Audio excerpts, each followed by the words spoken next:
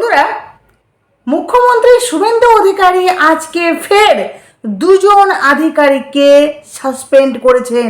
এবার কাকে কে চলুন আপনাদেরকে ডিটেলসে বলছি। মানে মুখ্যমন্ত্রী শুভেন্দু অধিকারী উনি যে বারবার বলছেন যে দুর্নীতির বিরুদ্ধে জিরো টলারেন্স নীতি, আর এটা উনি বারবার প্রমাণ করে যাচ্ছেন। দেখুন আজকে কি করলো, যেটা হলো দুর্নীতির বিরুদ্ধে জিরো টলারেন্স বার্তা দিয়েছিল নতুন রাজ্য সরকার শুভেন্দু অধিকারী। এবার সেই ঘোষণার বাস্তব প্রতিফলন দেখা গেল ঘুষের দাবি ও হয়রানির অভিযোগে দুজন মোটর ভেহিকেল ইন্সপেক্টরকে সাসপেন্ড করলো রাজ্য পরিবহন দপ্তর। সেই পদক্ষেপের কথা জানিয়ে আরও একবার কড়া ঘোষণা করলেন মুখ্যমন্ত্রী শুভেন্দু অধিকারী যে সব অনিয়ম বন্ধ। বুঝতে পারলেন, জানালেন খোদ মুখ্যমন্ত্রী। তিনি বললেন, শুক্রবার সকালে নিজের এক্স হ্যান্ডেলে একটি পোস্ট করেন মুখ্যমন্ত্রী। তিনি জানান, পশ্চিম বর্ধমানের রামপুর চেক পোস্টে একটি পণ্যবাহী ট্রাককে অন্যায়ভাবে আটক করা হয়েছিল। চালককে অবৈধভাবে হয়রানির পাশাপাশি ঘুষের জন্য চাপ দেন দুজন মোটর ভেহিকেল ইন্সপেক্টর। তিনি রাজি না হওয়ায় গাড়িটি বাজেয়াপ্ত করে রাজ্য সরকার কর্তৃক ইতিমধ্যে বিলুপ্ত একটি কর বাবদ 22,000 টাকা ঘুষ দাবি করা হয়।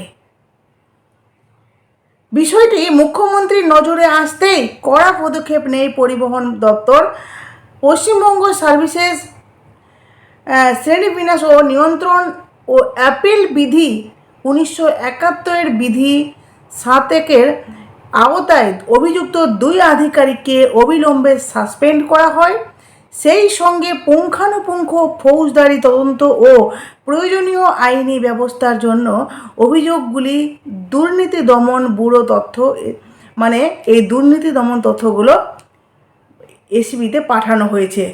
এছাড়া মুখ্যমন্ত্রী জানান, অন্যায়ভাবে আটক করা যানবাহনগুলি যাতে ছেড়ে দেওয়া হয় ও পরিবহনকারীদের হয়রানি কঠোরভাবে দমন করা হয় তা নিশ্চিত করতে নির্দেশনা বাস্তবায়ন করা হচ্ছে। এদিকে সেদিনই আজকে একটি উল্টো রথের অনুষ্ঠানে যোগ দিয়েও বিষয়টি নিয়ে মুখ খোলেন তিনি। ভাবতে পারছেন, উনি উল্টো রথের অনুষ্ঠানে গেছেন, সেখানে গিয়ে উনি এই বিষয়টি নিয়ে মুখ খুলেছেন। শুভেন্দু বলেন, সরকারি কর্মী ও পুলিশ কর্মীদের উপর নজরদারির জন্য যে আইনি কাঠামো রয়েছে সেটা আরও মজবুত করা হচ্ছে। আমার কাছে ডাইরেক্ট মেসেজ এলেই সাসপেন্ড, গ্রেপ্তার হতে হবে। গতকাল বিকেলে আমার কাছে অভিযোগ আসে, রাতেই ওরা সাসপেন্ড হয়। ছাড়াছাড়ির কোনো জায়গা নেই, সব অনিয়ম বন্ধ। বিজেপি সরকারের আমলে সব অনিয়ম বন্ধ। মুখ্যমন্ত্রী আরও জানান, বালি পাথর থেকে শুরু করে কয়লা সব জায়গায় সিন্ডিকেট রাজ শেষ। প্রত্যেকটা জায়গায় সিন্ডিকেটের রাজ শেষ করতে একটি বিশেষ টোল ফ্রি নম্বর চালু করা হচ্ছে। নবান্নে কেন্দ্রীয় কন্ট্রোল রুম খোলা হচ্ছে, সেখানে সাধারণ মানুষ সরাসরি অভিযোগ জানাতে পারবেন। সেই অভিযোগ সত্যি হলে সাসপেনশন, গ্রেপ্তারের মতো পদক্ষেপ নেওয়া হবে। রাজ্যে বিজেপি ক্ষমতায় আসার পর থেকে দুর্নীতির বিরুদ্ধে জিরো টলারেন্স নীতি কথা বলেছেন মুখ্যমন্ত্রী শুভেন্দু অধিকারী। এদিন ঘুষের দাবি ও হয়রানির অভিযোগে দুই অফিসারকে সাসপেন্ড করে জানালেন, কোনো কর্মকর্তাকে যদি দুর্নীতি বা হয়রানি অথবা অবৈধ সুবিধা গ্রহণে জড়িত পাওয়া যায় তাহলে তার বিরুদ্ধে কঠোরতম ডিসিপ্লিনারি ও আইনি পদক্ষেপ নেওয়া হবে।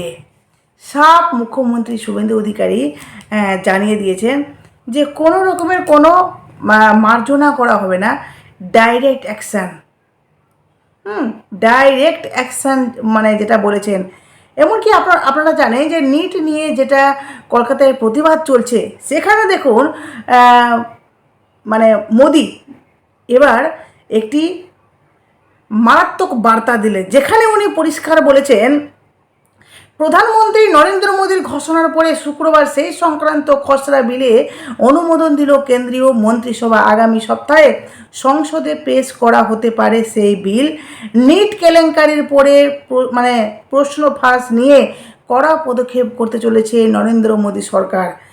প্রশ্ন ফাঁস হলে অভিযুক্তদের 10 বছর পর্যন্ত কারাদণ্ড হতে পারে, সেই সঙ্গে হতে পারে 10 কোটি টাকা জরিমানা। প্রধানমন্ত্রী নরেন্দ্র মোদীর ঘোষণা পড়ে শুক্রবার এই সংক্রান্ত খসড়া বিলে অনুমোদন দিল কেন্দ্রীয় মন্ত্রিসভা। আগামী সপ্তাহে সংসদে পেশ করা হতে পারে এই বিল। শুক্রবারে কেন্দ্রীয় মন্ত্রিসভা বিলটিতে অনুমোদন দিয়েছে। সেই বিল আইনে পরিণত হলে প্রশ্ন ফাঁসের ঘটনায় অভিযুক্তদের আরও কড়া শাস্তি দেওয়া যাবে, নিশ্চিত করা যাবে। ফার্স্ট ট্র্যাক আদালতে এই সংক্রান্ত ঘটনার দ্রুত বিচারক সূত্র বলছে, বিল আইনে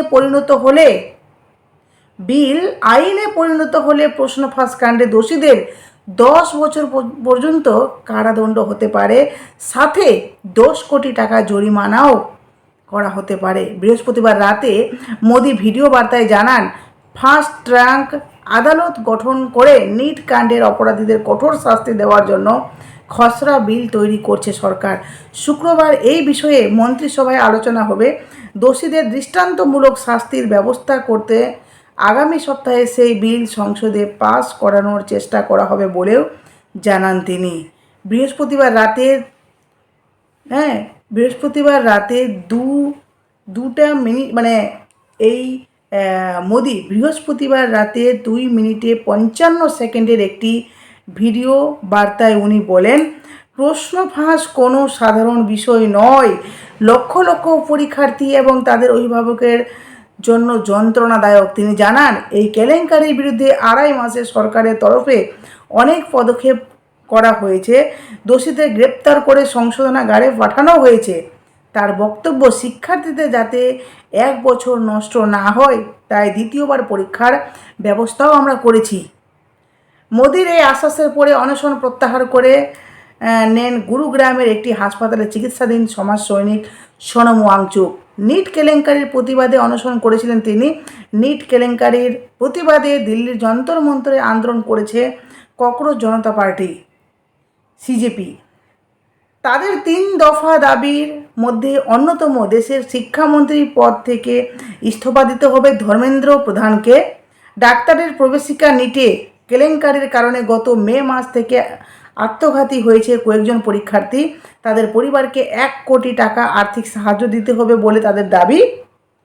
এই আবহে বৃহস্পতিবার রাতে ভিডিও বার্তা দেন প্রধানমন্ত্রী। তারপরে সমাজ মাধ্যমে একটি পোস্ট করেন লোকসভার বিরোধী দলনেতা রাহুল গান্ধী। সেখানে রাহুল গান্ধী লেখেন, মাননীয় মোদিজি, আমাদের ছাত্রেরা ধর্মেন্দ্র প্রধানের ইস্তফা দাবি করেছেন। আপনি মধ্যরাতের করুণ ভিডিও দিয়ে তাদের বুদ্ধিমত্তাকে অপমান করবেন না। তারপরে প্রধানমন্ত্রীকে 3 দাবির কথা স্মরণ করিয়ে দেন রাহুল। 1, ধর্মেন্দ্র প্রধানের ইস্তফা। 2, পড়ুয়াদের মারধরের ঘটনায় অভিযুক্তদের শাস্তি।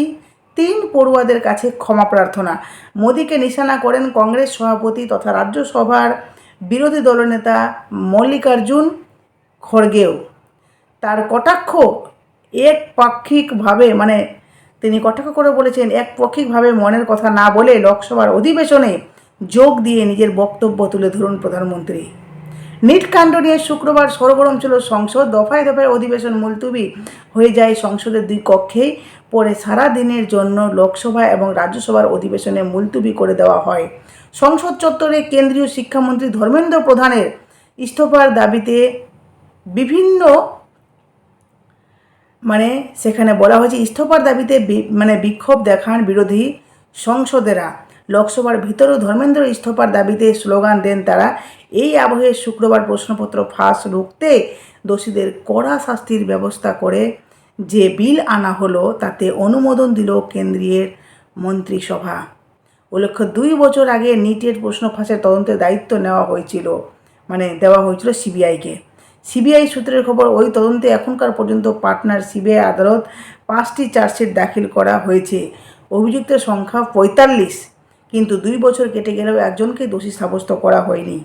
বৃহস্পতিবার সিবিআই 2024 সালের নিটে প্রশ্ন ফাঁসের অন্যতম প্রধান অভিযুক্ত সঞ্জীব মুখিয়াকে ক্লিন চিট দিয়ে জানান, তার বিরুদ্ধে প্রশ্নপত্র চুরি বা বিক্রি করার প্রমাণ মেলেনি। আন্দোলনকারীদের একাংশের প্রশ্ন, এই অবস্থায় নতুন আইন এলেও কি সুবিচার মিলবে? তবে মোদি কথা দিয়েছেন যে এই বিষয়ের এবারের যে নিটের যে ঘটনা ঘটেছে তাতে কিন্তু উনি মানে একটা মারাত্মক অ্যাকশন নেবেন। এমনকি যেখানে দেখুন, যেখানে আন্দোলনটা হচ্ছিল দিল্লিতে, সেখানে আন্দোলন করছিল গিয়ে বয়স্ক বয়স্ক ব্যক্তিরা, ছিল না তাতে? কিন্তু দেখুন, যারা নিটে এক্সাম দিয়েছে, যারা উত্তীর্ণ হয়েছে, তারা কিন্তু বিন্দাস, তারা দ্বিতীয়বার পরীক্ষায় বসেছে, তারা উত্তীর্ণ হয়েছে, তাদের পরিবার, তাদের মানে তাদের যে উচ্ছ্বাস, আনন্দ, তারা রীতিমতো লাফাচ্ছে, তাই না? কিন্তু কথা হলো যে যে ফার্স্ট, যে টপার হয়েছে, প্রথম হয়েছে, সেও দেখছি যে সে সেখানে আছে। এমনকি দ্বিতীয় যে হয়েছে সেও বলছে যে আমরা কেন যাব সেখানে আন্দোলনে, আমরা কেন যাব আন্দোলনে, প্রয়োজন পড়লে আমরা নিজেকে আরও প্রিপেয়ার করব। কিন্তু এই যে টপাররা, এরা কেন যাবেন আন্দোলনে? এরা যদি না থাকে সেখানে, তাহলে আন্দোলন করছে কে? এটা তো প্রশ্ন, তাই না?